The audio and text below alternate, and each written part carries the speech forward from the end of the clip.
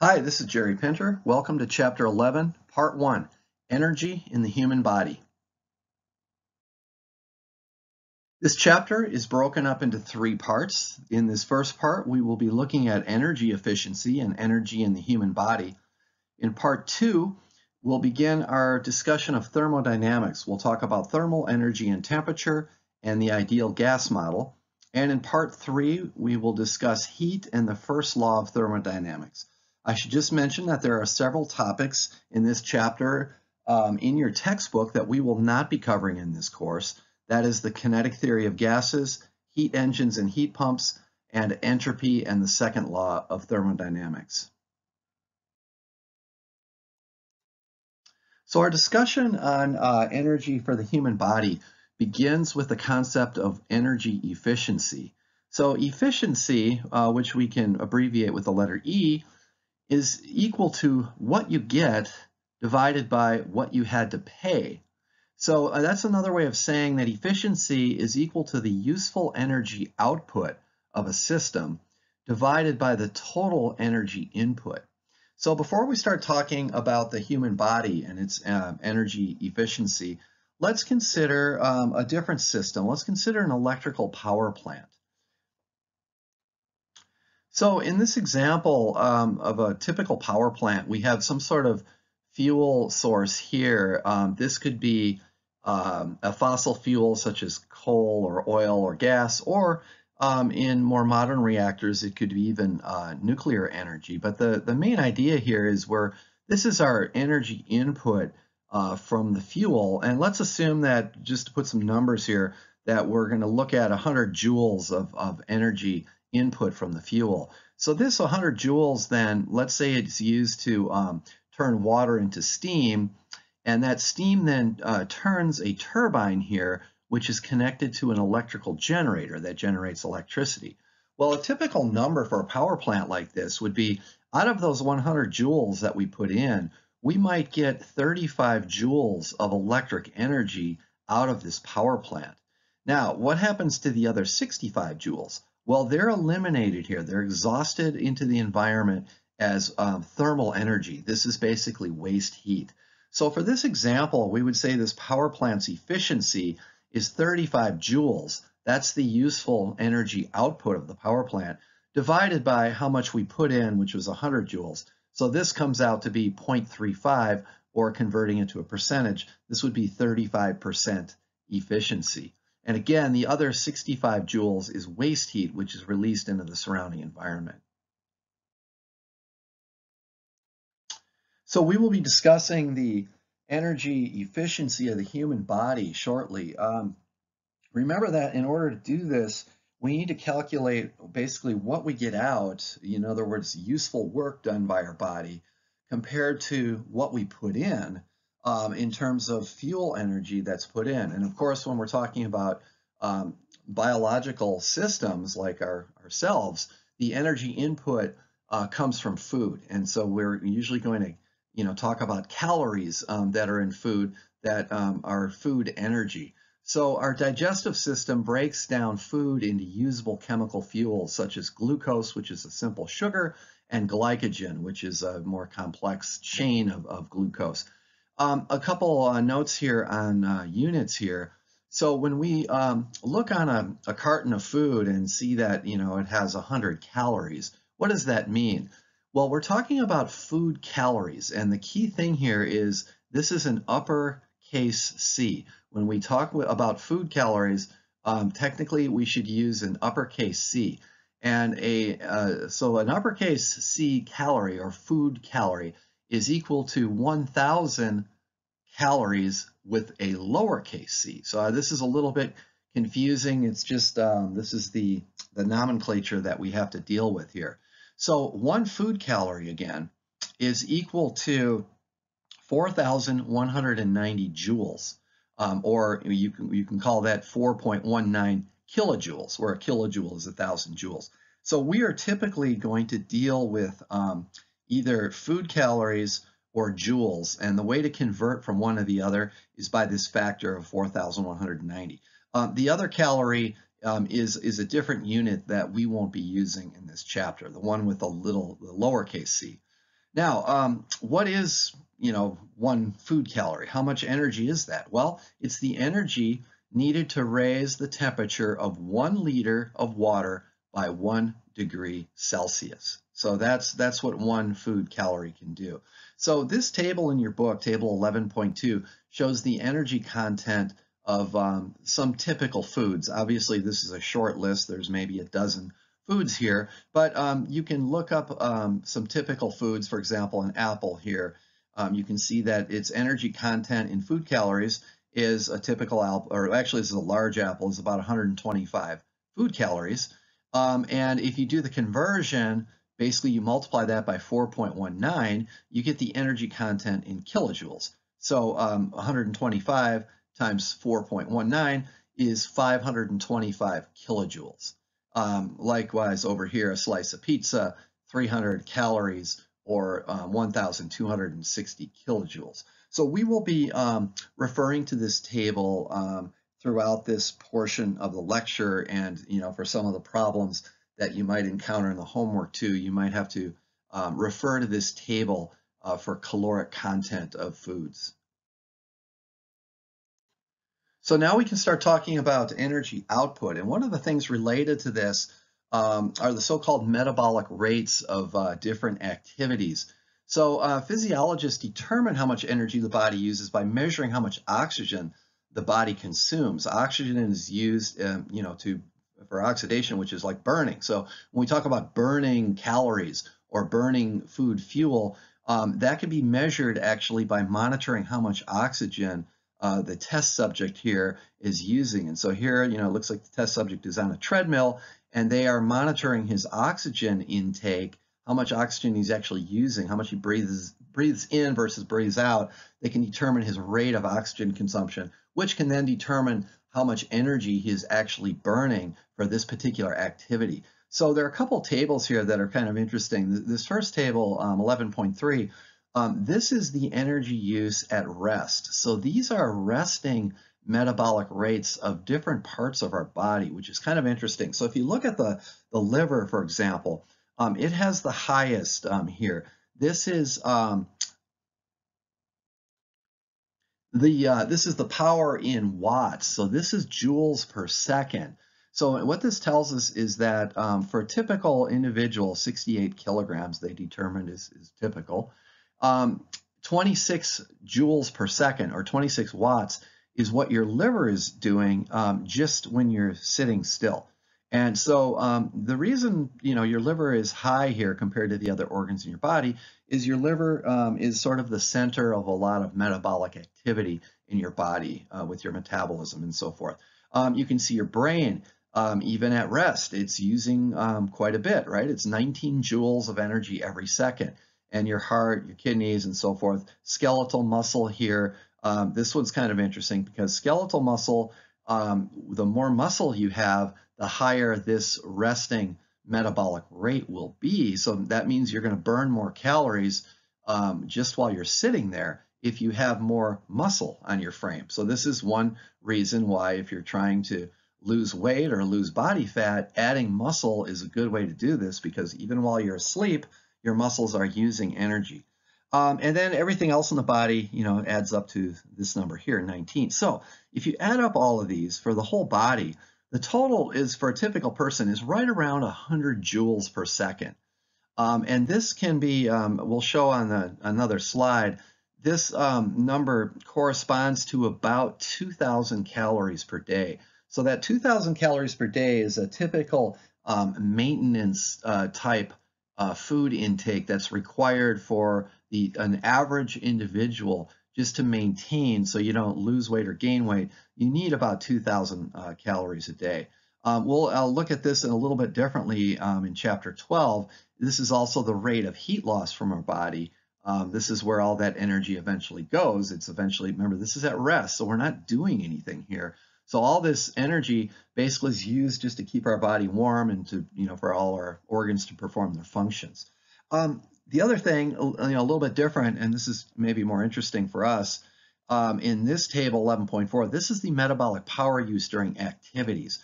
So here are a few different activities, And the number over here is the metabolic power in watts. Again, this is joules per second for a typical individual. So typing, as you would guess, working at a keyboard, you're not going to be using a lot of energy. So you're using 125 joules per second. Now, notice that's not much greater than the resting rate. Okay, so when you're typing, you're really only adding about 25 joules per second due to the activity. Remember, 100 joules of that is due to just resting.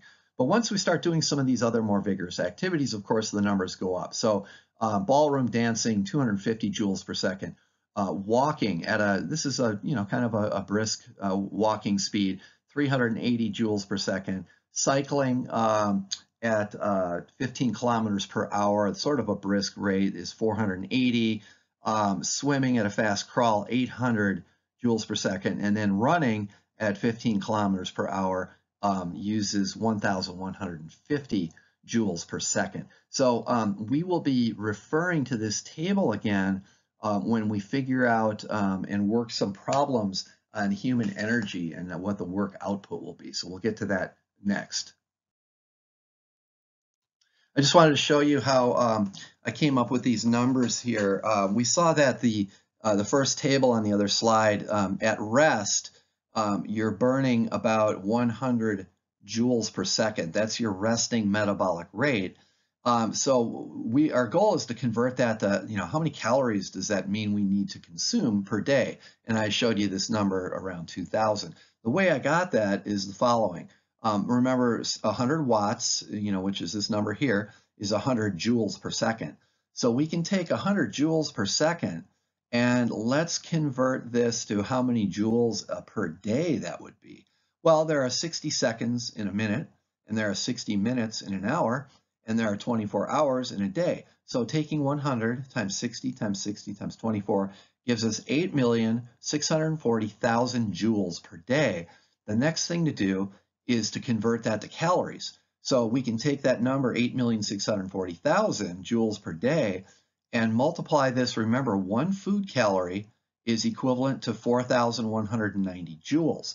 So we basically take this number here and divide it by 4,190, and you can see what happens here. The joules cancel, and we get 2,062 calories per day. So this is the, again, the typical metabolic rate of an average adult human is about 2,000 calories per day. This is what would be required basically, just to maintain. This is without doing any activity.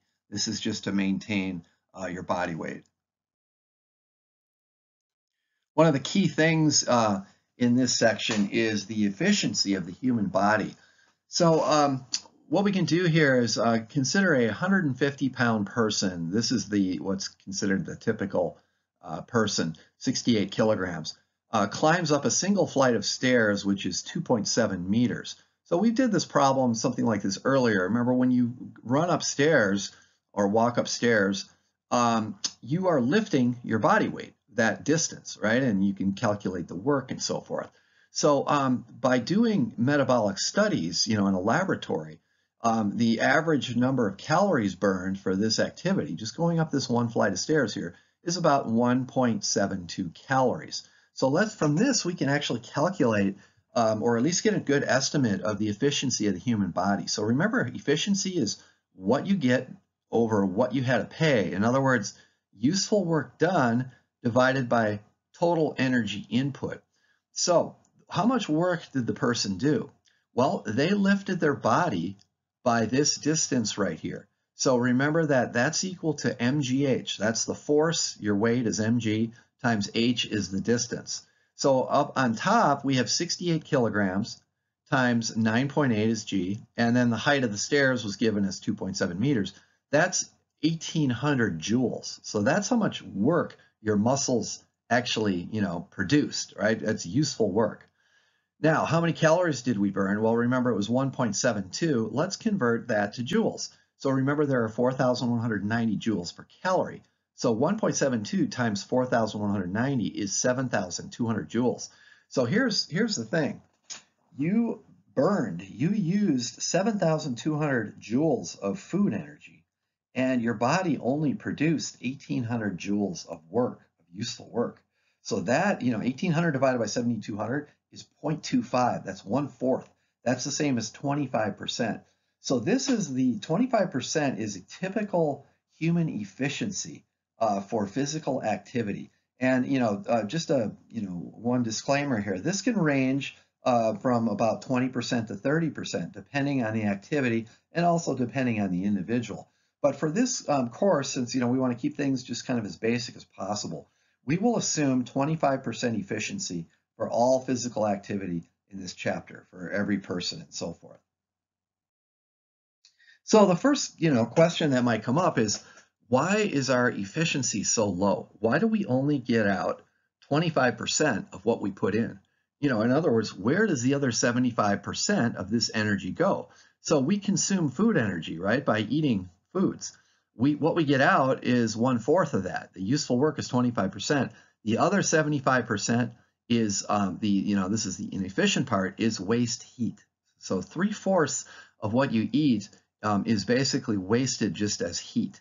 And waste heat has several sources. Muscular friction. When our muscles work, the fibers basically rub against each other, and that creates friction. And we know that friction generates thermal energy, which is heat. This is why we get warm when we exercise, right? We warm up and we sweat. Perspiration, that's a source of waste heat, that evaporation of the water. We're using energy basically to evaporate that water. And then there are other metabolic, chemical, biochemical wasted energy there. So the main idea though is that whatever we consume here, when we go for a bike ride, we're only using about 25% of that food energy. The rest is wasted as heat. So we can sort of put together what we've just learned in the last few slides and come up with a set of energy equations for our body. So the first equation says that the energy of the food that is used by our body, remember, it goes to two things. 25% of it is the work, useful work done by our body, and the rest is the change in thermal energy. That's the heat that's generated. That's the 75%. So we know that the efficiency is equal to work done by our body divided by the food energy used by our body, and that's equal to 0.25. That's our efficiency of 25%. So we can sort of rewrite this equation here, and we can say that the work done, the useful work that we can do, is 1/4 of the food energy that we're using. Or kind of flipping this around, right? We can solve this for the food energy. The food energy that we use is equal to 4 times the useful work that gets done. The other thing, there's two power equations that will be useful. Power output is, remember, power is work done divided by the time, how long it takes to do it. So the power of the actual useful power output of our body is defined as work done divided by time. The last equation here, which is a useful one as well, is that the energy, the food energy that we use, in other words, the number of joules that we actually burn, is the product of the metabolic power in joules per second, and this is what we get from that table. This depends on the activity. Are we dancing, are we swimming, or are we running, right? And then this is the duration of the activity in seconds. You can see that joules per second multiplied by seconds, this is going to give us the total joules that we used, that we basically burned. And then remember, 1/4 of that gives us the work that our body can do. So we'll be referring to these equations when we analyze a bunch of activities. We're going to do that in the next few slides. One more thing before we get to the examples. I just want to clarify the difference here between power output and metabolic power. So power output, again, is useful work done per unit time, right, in joules per second. Metabolic power is food energy used per unit time, okay? And these two, power output and metabolic power, are related by the fact that there's 25% efficiency. So metabolic power is 4 times as much as the power output, which you can think of as useful work done per unit time. Let's go ahead and start doing some examples here. So the first one here is running a 10K race. So a well-conditioned runner can run a 10K race, which by the way is 6.2 miles, in 40 minutes. So this is at a speed of 15 kilometers per hour, which turns out to be a 6-minute, 30-second mile pace. So this is this is not just going out for an easy jog. This is a competitive runner, someone that is trained for this type of race. So part one, assuming the runner weighs 150 pounds, 68 kilograms, how many calories does he burn during the race? So remember the equation from the last slide. The food energy is equal to the metabolic power times the time. So if you look up running in the table, it's 1,150 joules per second. And this 40 minutes here, we have to convert that to seconds. All right, so 40 minutes times 60 seconds per minute gives us 2,400 seconds. So these two numbers multiply together to give us 2.76 times 10 to the 6 joules. This is 2.76 million joules. Now, we're asked how many calories does he burn during the race? So we need to convert that number here into calories. So to do that, we just take the number and we divide it by 4,190 because there's 1 calorie per 4,190 joules. And so the result is 660 food calories. And by the way, if you look on that table of food, caloric content of food, this only amounts to about 2 slices of pizza, right? So running, a 6.2 mile race here at this fast pace, which would be very difficult, only burns off the calories in 2 slices of pizza. Question number 2, approximately how much actual work does the runner do? Well, remember that the work done is 0.25 times the energy that you use because of our efficiency of 0.25. So 0.25 times 2.76 times 10 to the 6 is 690,000 joules. What is the runner's power output during the race? So power output is work done divided by the time. So we have 690,000 joules divided by 2,400 seconds is a power output of 287 joules per second, or equivalently 287 watts. Number 4, we can figure out what is the average force the runner generates during the race. Well, work is equal to force times distance. So force is work done divided by distance. So the work that he actually did was 690,000 joules, and the distance that was run was 10K, or 10,000 meters. And so this turns out to be 69 newtons, which equates to about 15 pounds. So that is the average force that his legs are basically pushing with during this race. Now this is kind of an interesting example here to compare and contrast. What about instead of running that race at that fast speed, what if he just went out and walked it? So how many calories does a 150-pound woman burn if she walks the same 6.2 miles or 10,000 meters with the speed of 5 kilometers per hour? So that is a 20-minute per mile pace, which is a nice brisk walking pace, but anybody can walk at that speed. So the time, let's do a little conversion here. The time to walk 10,000 meters would be 2 hours, okay? Because you're walking 5,000 meters per hour, we have to walk 10,000 meters. So that'd be 2 hours, which is 120 minutes. So our time is 7,200 seconds. So the food energy, remember, is metabolic power times time.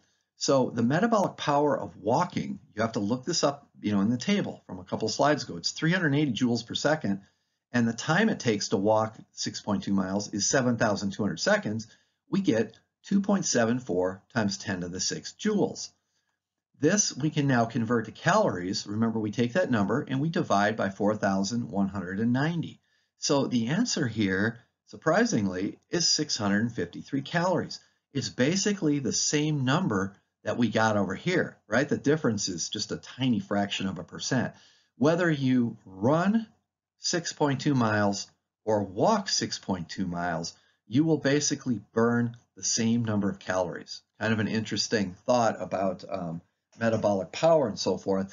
The main idea here is the reason for this is that in both cases you're doing the same amount of work. In other words, you're taking your body over the same distance, and one might be faster and have a higher power output, but the total energy is basically the same in both cases. We can also use this model of human energy and efficiency to do different activities or to analyze the activities such as lifting weights, which is a little bit different. So let's take an example here where the man is doing a set of 10 repetitions in what is called the clean and jerk or clean and press. So he's lifting an 80-kilogram barbell. Starting at the floor here, he first cleans it up to his shoulders, and then he presses it overhead. So the bar is ending up 2.5 meters from the floor over his head. We're going to estimate how many calories he burns during this set of, he's going to do this 10 times. We're going to figure out his power output and the metabolic power of the exercise. We're told that this whole set lasts 40 seconds. So we have to do a couple things here to be able to figure this out. We have to do a couple of approximations. Since the bar goes up, which is positive work, and then the bar gets lowered back down, which is technically negative work, and we do this 10 times, in theory, he's not doing any work because the bar is going up and back down and it's ending up on the floor where it started from. So obviously, though, that's not what we're trying to get at right here. We're trying to figure out how much physical work is he actually doing here. So we're going to model the problem by just including the positive work, the lifting, not the lowering. We'll just ignore the lowering and just, we can assume that he just sort of drops the bar back down, lets it fall without really using any energy.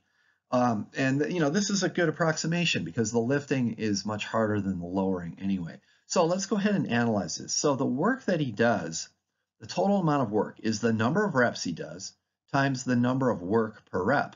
Well, we know he does 10 repetitions, and the work that he does in each rep, remember the work done for lifting is equal to mgh.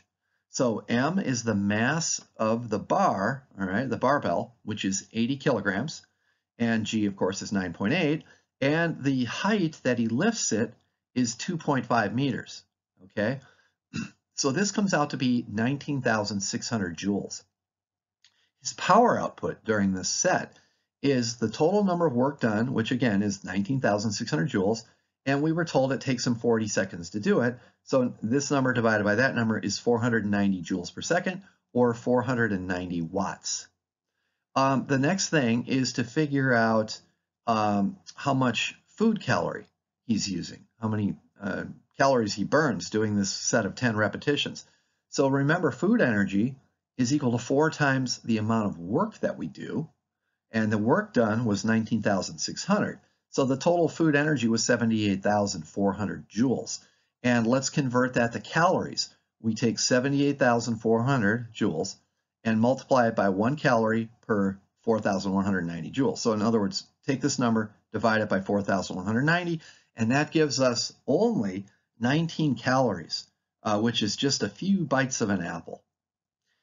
Finally, we can figure out what was his metabolic power during this exercise. So remember, metabolic power is the total energy used by your body divided by the time. And the total energy used, that's this number here. This is the food energy. 78,400 divided by 40 seconds is 1,960 joules per second, or equivalently 1,960 watts.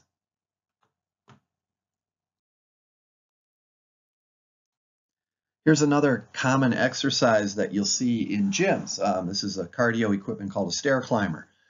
So the stair climber is an exercise machine that simulates climbing stairs. A 60-kilogram woman climbs 2 steps per second for 20 minutes. Assume she lifts her weight 20 centimeters each step. So we're going to ask and answer the following question. How much work does she do? What is her power output? How many calories does she burn? And what is the metabolic power of the exercise? So this one, again, it's sort of like the weightlifting problem. What we have to do is calculate how much work she's actually doing. So let's figure out, first of all, how many steps she takes during her 20-minute workout, and then we can figure out how much work she does per step. So the number of steps is, we're told she takes 2 steps per second, okay? And she's doing this for 20 minutes. So we've got 2 steps per second times 60 seconds per minute times 20 minutes is 2,400 steps. Now, the total work that she does is the number of steps, which is 2,400, and times the work per step. Now, the work per step, remember what she's doing. Each step, we were told she's lifting her body weight up 20 centimeters. So the work done, when you lift yourself, is mgh. Her mass is 60. That's this number here. G is 9.8. And then the height that she lifts herself each step is 20 centimeters or 0.2 meters. So all these numbers multiplied together give us 282,000 joules. Her power output is the work done divided by how long it took. So we have 282,000 joules divided by 1,200 seconds. That was, remember, the 20 minutes for her workout. And that comes out to be 235 joules per second, or 235 watts. Food energy that's used is 4 times the work done. So 4 times 282,000 is 1,130,000 joules. Let's now convert that to calories. We just take that big number, divide it by 4,190, and we get 270 calories. So again, this is probably a pretty strenuous 20-minute workout that she's doing, but it only burns 270 calories. That's the equivalent of 1 Starbucks latte. Finally, let's calculate the metabolic power of this exercise. Metabolic power, again, is total energy used, or food energy, which is 1,130,000, divided by the 20 minutes, which is converted here to 1,200 seconds. And that gives us a metabolic power of 940 joules per second, or 940 watts. Let's take a look and analyze a different type of training here called metabolic conditioning training. Metabolic conditioning training is a form of high-intensity exercise consisting of brief, intense bursts of effort, typically 30 to 60 seconds, separated by short rests, typically around 60 seconds. So, there's some examples of this type of interval training. HIIT, which is high-intensity interval training. Basically, you're running or biking or swimming, and what you do is if you're running, for example, you run fast or hard for, say, 60 seconds, and then you walk or rest for 60 seconds, and then you repeat this, and you do this maybe 8 or 10 times. It's a pretty strenuous workout. Another one that's popular these days is called CrossFit. There are CrossFit gyms all over the country now. CrossFit is, again, a real strenuous type of exercise where you're doing strength and conditioning exercises. Usually it's some real intense form of lifting or running, jumping, whatever. You're doing it for a relatively short burst of time, and then taking a brief rest, and then repeating this over and over. So it's a great form of exercise there. And one of my favorites is called HIIT, which stands for high intensity training. And this is whole body strength training, where you go through a circuit and you are lifting weights basically, but not resting in between the sets. And so it's a very intense form of both cardio and strength training. So let's take a look and analyze some numbers here for this type of training. So during a typical 30-minute training session, let's say we're told that 500 calories are burned. Question A, how many joules of energy are used during the workout? So 500 calories. To convert that to joules, we multiply by 4,190, because that's how many joules there are per calorie. So we get 2 million, roughly 2 million joules. Part B, calculate the metabolic power during the workout. Metabolic power is total energy used, where again, this is our 2 million joules here, divided by the time, and this was a 30-minute workout, so you have to convert that to seconds, so 30 times 60 is 1,800 seconds. This comes out to be a metabolic power of 1,164 watts. This is a high metabolic power compared to a lot of other types of exercise because of the intensity. The last part here, how much work was actually performed during the workout? So here we use the equation. The work done is 1/4 or 0.25 times the food energy used. And remember the food energy, that was that 2 million joules. So the answer here is about 524,000 joules of actual work done during the workout. Our last example here for this first part of the lecture is an exercise bike. And with the exercise bike, this is a little different because obviously you're not moving anywhere, you're not going anywhere, but you're turning the pedals. So I'm not going to go through the details here. If you're interested, you can follow along on your own after the lecture. But basically, the woman here is riding the bike for 30 minutes. We're told how fast she's turning the pedals at 90 RPMs. We're also told how much force she's pushing on the pedals with and the length of the pedal crank here. So we're going to use that to calculate the torque. So how many calories does she burn during the workout is the question. The first part of this problem, we did something like this same problem earlier in chapter 10 when we calculated rotational work.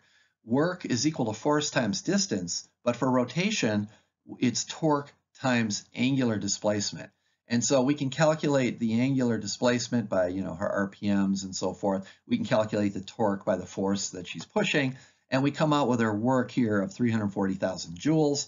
Finally, the food energy is the work divided by 0.25, in other words, 4 times the work, which gives us this many joules, and that is then converted to calories by dividing by 4,190, and we come up with something like 325 calories, which again is not a lot. That's only about one slice of pizza after doing a strenuous 30-minute workout on an exercise bike.